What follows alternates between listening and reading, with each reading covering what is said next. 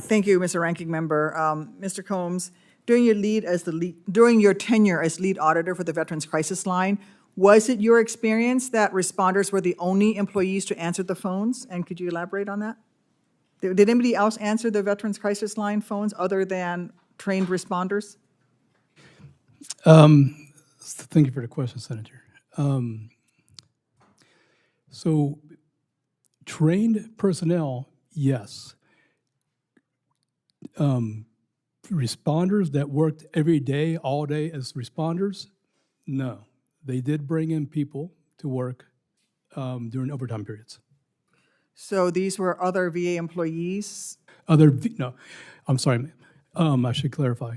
Other VCL employees who had at some point in time gone through responder training and had qualified as a responder and had been approved to work as a responder in times of need for demand. They could come in and when the call was put out, come in and work as responders.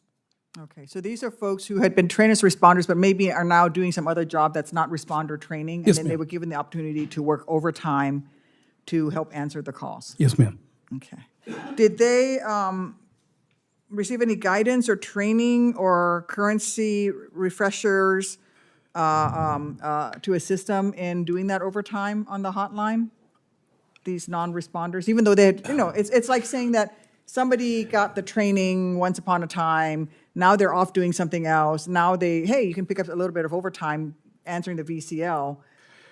Okay. Did they get additional training? Did they get the same level of training as the people currently in the responder position? Well, so again, thank you for your question.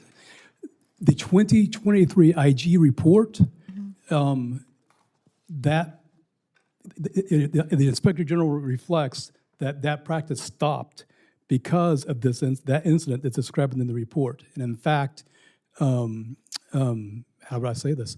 The Deputy Director of the Crisis Clinical Operations, he made the decision that practice would stop as of that event, and you had to be a full-time responder or work in the call center as that call center team to take a call from any veteran going forward. So that was about February of 2022 going forward. You had to be a full-time responder or the supervisor, team operation coordinator, or assistant deputy director to take a call. Okay, thank you. Ms. Blaine, can you please confirm whether as recently as May of 2025, so just last month, responders were not the only employees to answer the phones? As of May 2025, it was only responders that were answering the phones. It was, okay. Because my understanding is, we've got that 160-hour of training, and I think it's really important that people who are answering the phones are the most up-to-date. You had mentioned, Ms. Blaine, earlier that the VCL terminations caused delays in services to veterans. Can you please elaborate? I mean, what guidance did you receive from leadership to mitigate these delays following the wrongful terminations? And thank you so much, Senator Duckworth, for the question. With the wrongful terminations, we didn't get a lot of communication.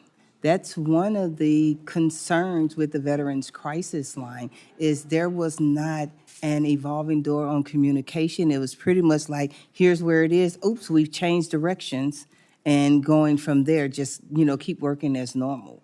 So, yeah. Mm-hmm. I had a couple of people that I knew through my service in the National Guard reach out to myself and some folks within my organization who knew us personally through the Guard who were working the VCL.